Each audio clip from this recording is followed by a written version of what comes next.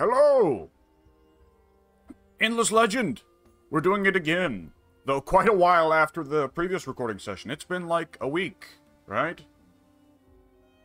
It's probably a week, yeah. Yeah, Almost. It's been a minute. And we wanted to, or rather I wanted to, Pink just kind of consented to it. I wanted to start over as, when we last played, I had no idea what I was doing. And furthermore, I don't remember what I was doing. It's hard to remember what you're doing when you don't know what you're doing. Definitely. And further, in the week since, I have finished the game twice. Without DLCs, but still, vanilla, I have finished the game twice. Once was a loss, though. Fair enough.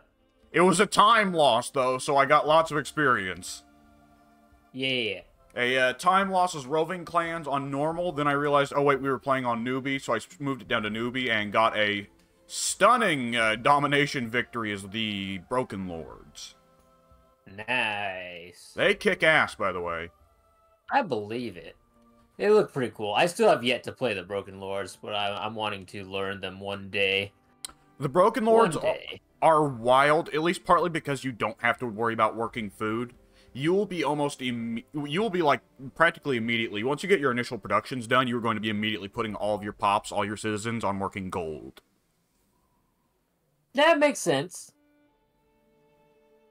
Now, playing this with you, however, I will still be, for one thing, more or less clueless to the DLC factions. I can take a look at their abilities right now, but, like, on top of that, there are so many mechanics. When I looked at the DLCs for this game, which I don't own, and I've not been playing with in my single-player game, I'll definitely pick them up when they go on sale, because this game's rad. But looking at the DLC list, there are so many mechanics that get added. Like, it's insane. It's an entirely different game. Yeah. Like, okay, no pearls. I think legitimately every DLC faction adds some sort of mechanic. They all do. Yes. Because let's see, every last one of them. The Alayi came with pearls during winter and eclipses. The Forgotten came with espionage and the ability to raid their lands and like sack villages and the extractors and mines. Yeah. The Kapaku came with the entirety of the volcanic biome plus something else. What was it? I think the volcanic biome was the only thing that they came with. They might have introduced the eclipse with the Kapaku instead of the Alayi, but I actually don't know. They do have mechanics with the eclipses. Oh, I think you're right. Yeah, I think the Kapaku came with the Eclipse, which is another big change for legitimately every faction, because every faction now has an extra mechanic related to the Eclipse. Right. And then there's the Guardians, the giant Titan dudes, which I wound up capturing one just completely dumbfounded. Like, I completely Mr. Magoo'd into getting that Titan. It was kind of incredible, really. I think the Morgar came with naval warfare. There was no naval warfare, which is weird. What else was there? A whole bunch of quests. I was astounded playing single player or playing vanilla because like there's not nearly the amount of quests you get from the ruins and shit. Though then again, I also did not bother to research language square in either of my games, so I wasn't getting quests from villages either. Yeah, that's fair. I mean, especially as Broken Lords, I just found it more convenient to beat the locals into submission. Right. But come to think of it, communicate with fists here.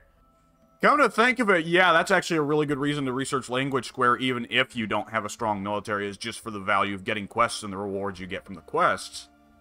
Because I was finding it really hard to get access to a lot of luxury and strategic resources without using village quests. Right. And the really big weird one, no world wonders in vanilla. There is one world wonder you get at the end of your quest line, and if you build it, you win the game. Oh, I did not know that. The way the wonder victory works is that your main quest line will hit a certain point where it diverges, and will say either build the world wonder, or finish up these extra quests that will take you all over the world. So if you have a shit ton of production, go for building the world wonder, which is why it says the Wild Walkers love the wonder victory. Whereas if you have more or less free capability to wander the world and hit all the villages and ruins, then you're probably more likely to go for the quest victory. Ah. So that's all what I've learned. Have you finished a game with any of the races? I have never finished a game. Okay, so you and I are now in a weird space where like, the first session, it was unambiguously, I was the student, you are the master. We are now both simultaneously student and master. Yeah. So this is gonna be weird. I'm gonna actually stick to a vanilla faction. I kind of feel like playing roving clans again. Because they were the they were the ones I got the time loss with. I want to give them a shot again. What's their Eclipse thing is 20% more health regen for units in cities. And massively buffs the giant beetle city thing when it gets up and moves. Neither of those are too crazy of buffs, really. I'll take the roving clans, but yeah, the Eclipse is not friendly to them, apparently. Alright. I'm gonna go with my comfort pick, the Kapaku. Oh no! Let it burn. I love when it burns. Alright, with all that out of the way, am I even recording right now? Oh, yes, I am. Okay, I should check if I'm recording. I did. I am as well, yes. Alright, I do believe we are ready. Yes!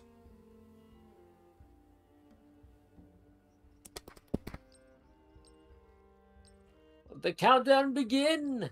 Yes! By the way, one thing on normal difficulty I was not at all prepared for, that newbie does not prepare you for at all. Winter is a lot more brutal on normal difficulty. Oh, I believe it. Like, it's not just that it comes more frequently, it's longer, the effects are stronger, and once you get to, like, past turn 150, you'll be in winter far more often than you will be in summer. Yeah. Like, you eventually get to a point where, like, summer lasts for 2 turns and then winter lasts for 25. Woohoo! It's insane. And that's really painful for some factions, more or less ignorable for others. I played as the Necrophage for, like, I don't know, 100 turns yesterday. I did not finish the campaign. I just played as them for 100 turns. And I'm skipping the intro cutscene, I don't care. And Same.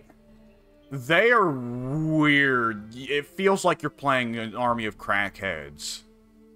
Yeah, it really does.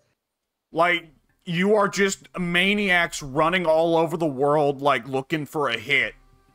And you'll kill anybody to get that hit. And, like, you're not even, like, killing people to take their land so much, because most of the land is complete garbage for Necrophage. You make literally nothing off of tile yields. Which... yeah.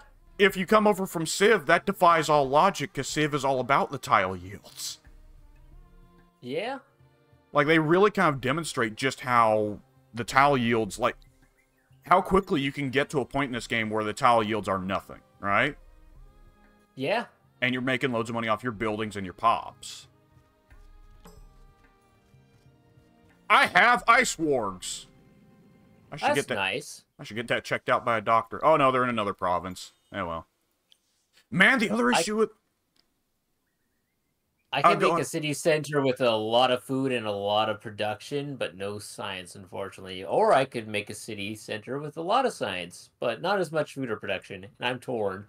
I just spawned surrounded by 8,000 tile features, so I just went for that.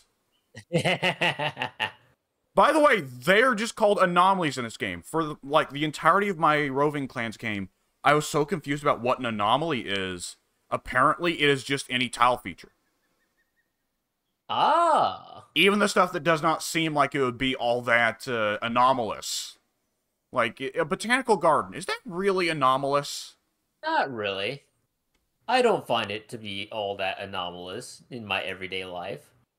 Yeah, it's weird. Also, I figured out by mistake a few times, you should definitely be researching on something on your first turn. You shouldn't be skipping research your first turn. Oh yeah, that's a good thing you mentioned that, because I'm currently researching nothing. Yeah. Okay, and I'm now seeing, right, the little races in the science menu for that you can complete for each era. And they unlock unique world wonders, it seems, right? Right. Oh, well, one unlocks a unique world wonder. One just gives me 130 gold, which I would not be... Oh, one gives a unique technology, plus 15% initiative on all units. That's not too shabby. Oh. Let's see. Be the first to activate 4 luxury boosters in order to gain the reward. Actually, I might be the one to do that, considering I start out with access to the stock market. Yeah. And let's see, the unique wonder in order to get it. Be the first to build the legendary building in order to benefit from its unique effects. Oh, that's just the world wonder for the era. I see. The Museum of Origa. I see, I get it. Well, I'm not a big production maniac, so I'll be holding off on that. My hero appears to have despawned from the map. I'm gonna hope he returns next turn. We'll see if that happens. That doesn't sound great. I'm not sure what I did. I instructed him to move beyond my borders, and he moved, and he moved beyond the borders of reality. He moved beyond the borders of this world. He's in another dimension. By the way, I found out about a mechanic just last night that, to me, is insane. Have you actually opened up the army customization? I've... Like, for their weapons and shields and whatnot? Not even for heroes, but for the actual units. I might have. Go ahead and explain. I'll tell you if I know what you're talking about. The military menu that you open up in the top left by clicking on the fist. Yeah. Okay, I did not find out about that until I was playing Necrophage. That's a huge game changer, because I'm going to be honest, throughout the entirety of my Roving Clans and most of my Broken Lords playthrough, I was confused what the hell the Arsenal researches did. Ah. And no, that's actually super good.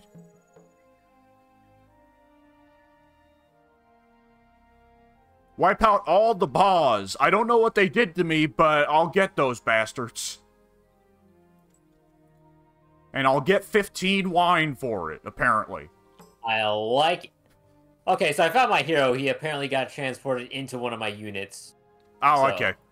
Yeah, that's understandable. I don't recall accidentally hitting that button, but it's fine with me. I'm closing in on the boss. I have forgotten what those centaur bastards did to me. But I'll never forgive them. Yeah. Forget, but not forgive.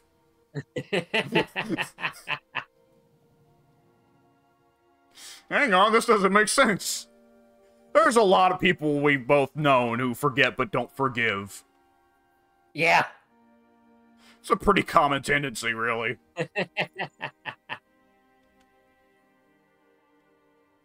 I did a research.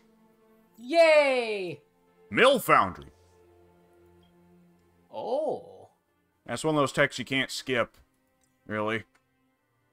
Yeah. It's time to beat some centaur ass. Yeah, this'll work. There's something great about calling over the city militia to beat the asses of somebody nearby. Right. Like, they're attacking a village. It seems like the militiamen's response would be, well, this is the opposite of what our job's supposed to be. Kind of. Ooh, a unique item. Okay, I found out about just how important it is to put heroes as governors in cities, by the way, because that shit is great.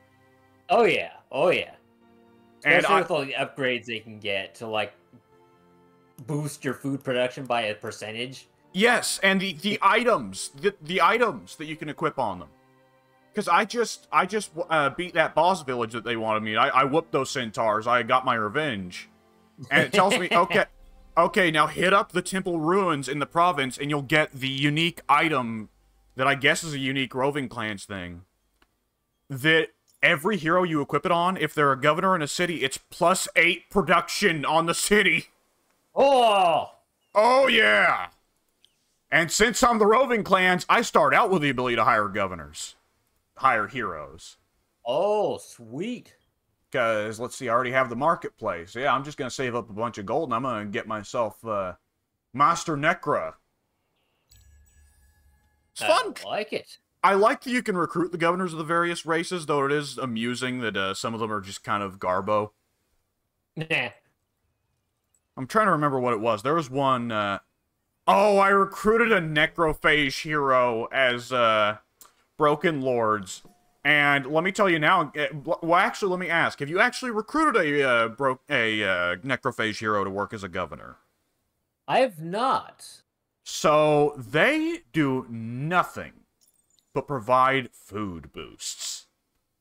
Which is excellent for necrophage. And completely goddamn useless for the Broken Lords. Yeah. I can understand how that wouldn't quite work out. Broken Lords not known for their food consumption. Oh, by the way, be sure to go into your menu and turn on and turn off some notifications. I turned on the notification, the pop-up for hero has a skill point to spend, because that's super good.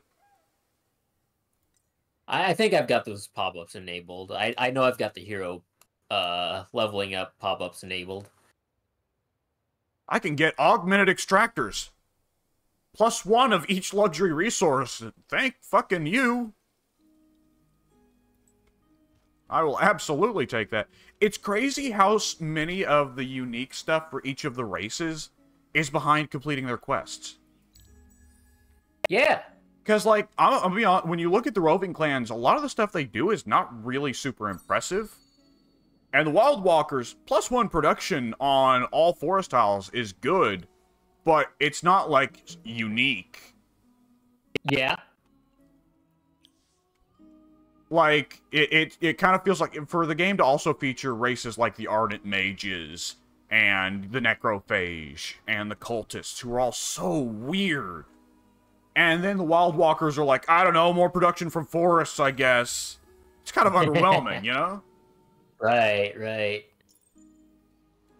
But, like, the roving clans, like, while the immediate on-the-face stuff does not seem too crazy, that immediate +8 production on governors is very, very tempting. And, ooh, I'm going to go ahead and recruit the governor. There we go. I have my first governor. I'm going to put him in my first city. I like it. But that particular thing I just got, the, 55 gold to equip the talisman. Whatever, I'll do it later. That particular thing I just got of +1, you know, better extractors for my luxury resources. That's fantastic, you know? Yeah. I've been sent on the Wild Goose Chase quest again. Oh, lovely. We all love those. I mean, each of them gives me 15 of a luxury, so I can't complain, but goddamn, this is gonna be what my hero's doing for the next hour. At the very least, I get to pop, let's see, 2. That's immediately a luxury pop, and that's another luxury pop, so... Boom. How close am I to getting the... I am 50% of the way to getting the 130 gold. So I think I'll just go ahead and take that era achievement from everybody else. You're never going to use it anyways. Yeah. Okay, I was wondering about that. So the special districts cost pearls. The Altar of Auriga district costs pearls, but the regular city borough streets do not cost pearls. I was wondering about that. Yeah. Yeah, the LIE, they have a unique borough street, which is the thing that costs pearls. Okay, I was confused when I was playing vanilla and there was no pearls. I was like, well, how do I expand my city then? Right. How does this work? No, that was a unique faction thing. Actually, the day after we played together, I played a little bit of the LIE to figure out how they worked. Because, like, I'd like to give you some, like, information on how to play the faction you're playing, but they're, like, one of the few that I have not played myself, so it's like, I can hazard some guesses, but, yeah, I can't actually help with that. And their whole gimmick seemed to be, to my understanding, looking at them now, is, you know, we don't hate winter as much as everybody else. Which is definitely great in the late game, but perhaps not super useful for a beginner. I don't know. Yeah. I do think it's neat. I will say in vanilla, winter just kind of feels like a kick in the balls for no real reason. Which I get is supposed to be part of the narrative. Yeah. That the world is fading. But the decision to add the eclipses and to make it so that you can get pearls in winter, I think were both smart choices because they make winter not such a huge kick in the balls. Yeah. Gives you a little bit more agency during the cold months rather than just sort of sitting there and being like, well, nice, the world is ending. Can't wait to do stuff in the summer again. Yeah. By the way, must-have tech for the must-have thing for the late game. All heroes at the top of the middle stretch of the skill tree have a skill that, if they're governor of a city, makes the city immune to winter. Yes, I've seen that one. And I want to say, hang on, let me check real quick. I know there's at least one hero type that does the same thing for armies, where they make it where armies are immune to winter. Okay, it seems to be only certain hero types, because just looking now, the Roving Clan heroes don't give army immunity to winter effects. That might have been Necrophage, I don't remember. I definitely found the effect as Necrophage, but I can't recall if I was using a Necrophage hero or if I hired somebody else. Right. Let me see. Just gonna real quick. I'm gonna make a new unit type, because that is really cool that you can do that. And this guy's gonna be Spear Dude. I like it. He is a Lancer. Validate. I love that for some reason you can make custom settlers.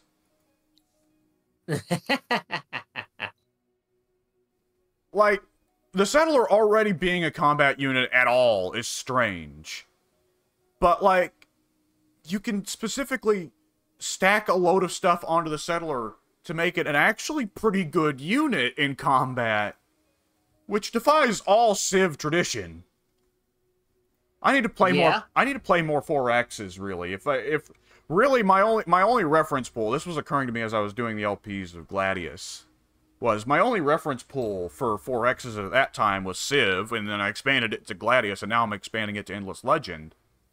But I need to play other 4Xs, because frequently I'll say, like, oh, that's so weird, Civ doesn't do that. And it's like, well, there are other 4X games besides Civ, jackass.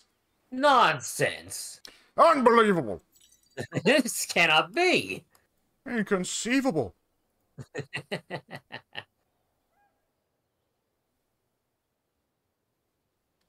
Okay, is there a production difference between those dudes? Okay, no. So I can effectively just choose between stun and anti-cav. Okay. Let me see here. Oh, yeah, we've got the Mill Foundry isn't done yet. It was my research that I wanted to re-up. Let me see. Yeah, I should probably get to work on Language Square. Probably be quite nice. Really, you should, if you have Language Square, you should just run around in other people's lands doing the quests of their dudes for them. I mean, they can't really complain because you are pacifying the villages, but take that quest out right from underneath them. Yeah. It's my quest now. Yeah. Nothing. Fuck you. That's the search party tech always it feels somewhere between waste of time and super hugely beneficial, you know? And right. I can never decide. Because when the Goody Huts are generous, they're generous. But it's the early game. I want to get Mill Foundries and I want to get mints, you know? Uh-huh. Yep. I understand the struggle. And being able to move your pops from one side to the other. Super important, by the way. Let me see. Because, you know, let's see. I'm going to get, what food in one turn anyways. It doesn't matter if I prioritize my guys away. Let's see. Can I get that time better with... Yes, I can. And still produce money. I'm organizing my pops. Give me a second. Alright, now I'm going to be getting an Empire Mint in 2 turns. Sweet. Money is good. I'm a fan.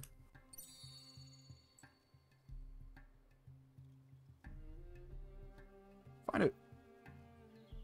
Is there a winter terrain in the game vanilla? I don't remember there being a winter biome in the game vanilla. Seems like the opposite of what you'd want. Yeah. For a game that is all about... I don't recall a winter biome at all. Well, I've got this glacier biome I'm standing right on top of. Ah.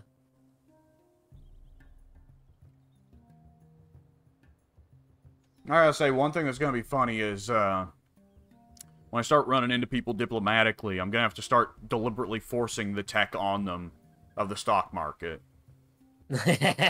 Trade with me. Because it seems to me in the past few games, the AI is usually pretty slow to research a lot of things, especially the stock market. And the roving clans do have a thing of, we get an 8% cut of all stock market deals, regardless of what's going on. So I really want to introduce everybody to the virtues of the stock market as soon as possible. But I gotta do it for them, because they ain't gonna do it for themselves. Yeah.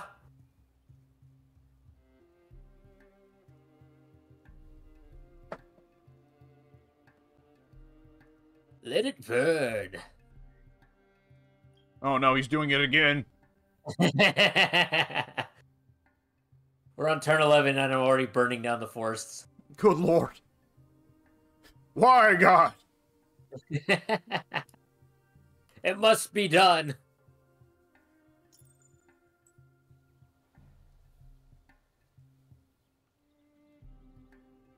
When did I get emeralds?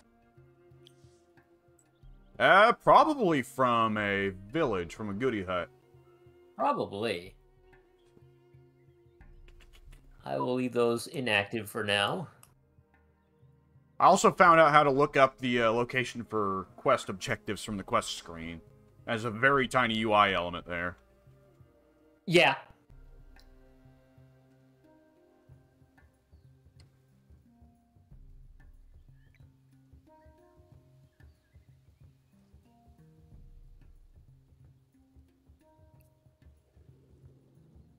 What if I'm ready to give you 50 dust now? Yeah, every time that's popped up, I've just immediately clicked back on the village like, alright, well, no problem, sir. Let me get that ready for you. Alright. It's like, I'll see what I can do. It's like in RPGs when you've already completed the quest goal. You talk to the guy, right. Hey, can you go deal with this? I've already dealt with it. Oh, that's weird. Why? Trying to remember, there's... Hey, can you get Rex new brain? Well, as a matter of fact... Yeah, it's right here! Like, Marcus, if Marcus is right there, if memory serves, he should be, like, eyeballing you really hard, like, hey, you're gonna be leaving Jacobstown after the surgery's done, right?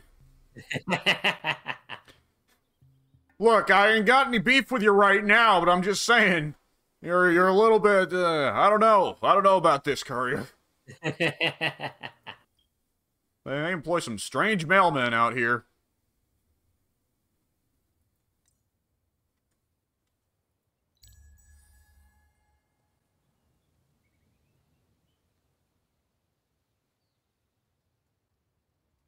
Boy, those first 6... Move you down here. Those first 6 pops fly by, and then from there on, you can have a bit of trouble. That's true. That's definitely true. How many turns? Oh, 1. Good deal. Good deal.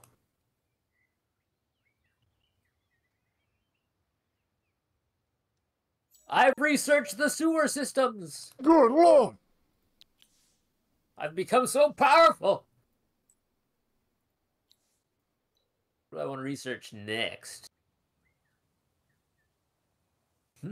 I should probably research the library. Ah, yes.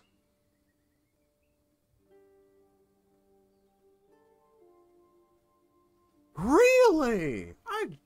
Okay, that's an interesting tech that the roving clans get, or interesting skill that roving clan heroes get. One of the skills you can put on a governor, and he'll make it where the city does not cause expansion disapproval. He does not cause, the city's existence does not cause unhappiness. Ah, that's pretty sweet. That's pretty wild. Yeah.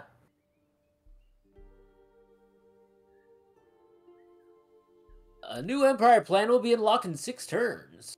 Goody. Am I even saving up any influence? No, I'm not. Well, I'm not actively working on it, but that's fine.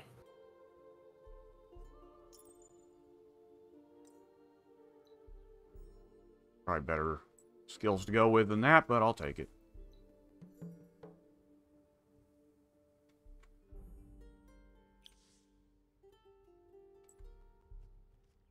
Oh, hey, it's a volcanic district. You'd love it. Region, whatever. That's the lands of my people. That it is. I'm going to lower my audio just a little bit. A little loud. If I wanted to settle, it's probably better for me to settle in the early game. I'm gonna start work on a settler, sure. I've got the pops to afford it anyhow. What is GUI volume? Presumably the sound when you click on buttons. Ah. By the way, I also found out, apparently, while most of the factions hated if the Kapaku vulcanize their province, I did read in passing that apparently the Broken Lords love it. What I read was, specifically, not only is it, like, actually good for the Broken Lords, tile yields, because they don't care for food to begin with, what I specifically read was, the AI loves it when you do that. +2 dust from barren soil? That sounds like it might be good for them. Well, the dudes hanging out in the volcanic region want me to settle the volcanic region. Nah, I'm good. Have you considered alternatively beatings?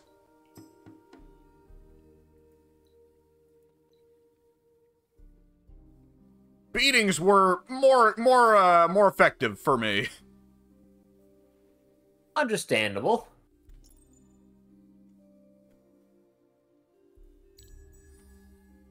I do need to pick where to settle next. I don't know. I've not got a lot of super great regions around. I will say the map generation for Endless Legend seems more interesting than Civ. Civ sometimes generates pretty boring continents, you know? That's a fact.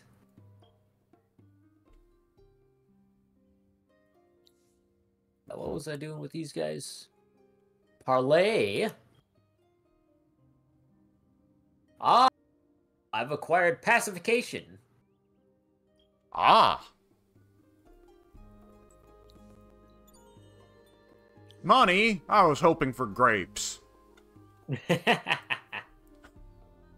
Currency can purchase you many grapes. Explain. Well, I've got a quest to hire an ardent mage hero, but, there's a lot of Kapaku fuckers here. I think I'll be holding off on that. What are they doing up there, not in my empire? Get them down here. It's a good Pronto. It's a good question. Let's see, I should be... Are there any luxuries I can buy to... Oh, what the heck is that? Oh, I see. I see. I see.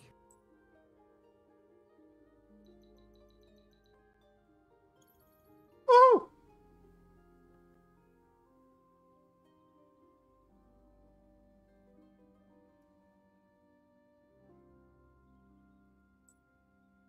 I don't even know how I would buy dust orchids this early in the game, but I don't know who's selling these things. They're not a resource that pops up until the late game, but I'll take it and I'll use it. Woohoo! I took the legendary deed. No one else can. I see. I saw that. I have 100. I think that's the fastest anyone has ever accomplished a legendary deed, at least from what I played. Stonks. I've got a shit ton of gold. I believe it. All right, there we go. Got this. The stonks have yielded gold. Today is a good day.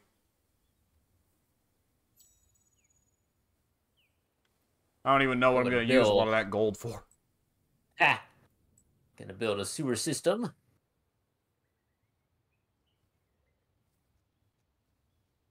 let's see. I kind of want to build this thing up here. Let's do it. Why not? It's there. We can do it. I do need more food, though. Let's focus on food for a little bit. Oh, yeah.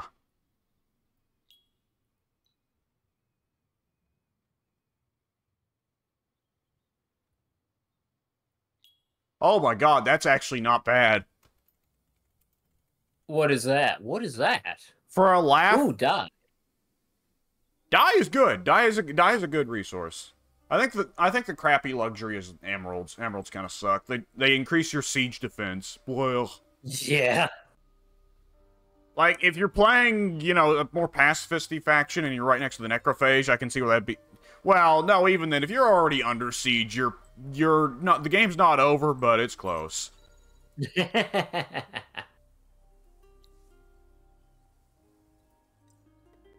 Ooh! I didn't realize what anomalies were quite in my Roving Clans game, but that's quite good. Well, Roving Clans hero can give you +2 dust from the starting level, +2 dust on all anomalies, which is, for all intents and purposes, tile features. Oh, yeah? And considering I've settled on 2 anomalies, that is pretty nice. Yeah. Turn 18, I am bringing in 94 gold from that city. Good lord! Yeah. My military upkeep is cutting out 30 of it, but still. Oh shit, the ghost dudes bring in science? Let me talk with these guys. Gift 8 dye to the new public market of the Silix? I think I've got some Silix near me. Okay, wait a second. So do I just bring dye back here and sell it to them? Let's see. And the reward is pacification. Well, I could probably just buy 8 dye. Let's see. What am I doing for luxuries? I'm not harvesting any dye right now, even though I am settled on dye, so it wouldn't be that bad. Ah, the value's up. I bought all the dye last turn. I did this to myself! You played yourself. Alright, well, where to settle? By the way, just for a laugh, I went into the military menu, and I made a new settler type. The Super Settler. And I've realized you can go in and give the settler the little talisman that ups movement. So and Roving Clans, our settlers are horseback riders, so they already have 6 movement. I can make That's a lot of moves. I can make a settler with 7 moves. That's a lot of moves. And once we get to Era 2, I'll get the better version of that talisman that gives 2 moves. So 8 moves. That's good shit. Yeah. That's pretty good. Such good shit, pal. I'm actually going to go ahead and put a dude on influence. I want to start generating influence so I can get a better empire plan. Let's see. Yeah, I should probably start looking into getting the better gear to put on my governors and heroes.